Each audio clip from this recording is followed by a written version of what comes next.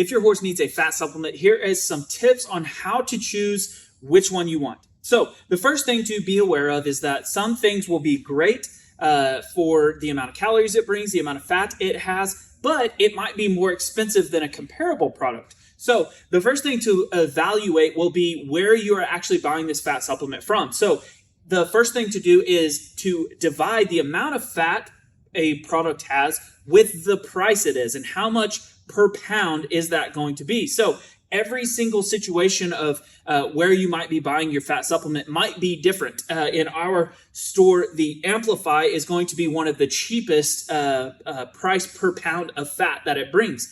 However, in another location, it might be very different. So the first off is to figure out the price per pound of fat that it brings. The second thing to be aware of is the ingredients that the fat is coming from.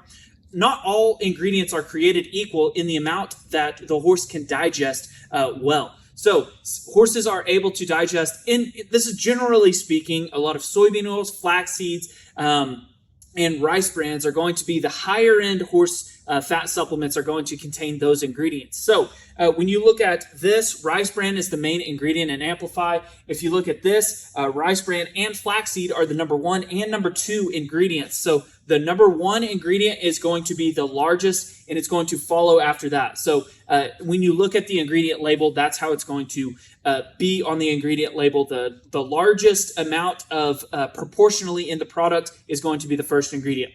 So when you look at something like this, though, Weight Builder, it's a very economical price per pound of fat. It has 50% fat, which is way higher than these two. However, the ingredients are, the number 1 ingredient is hydrogenated vegetable fat, and number 2 is distiller dried grains.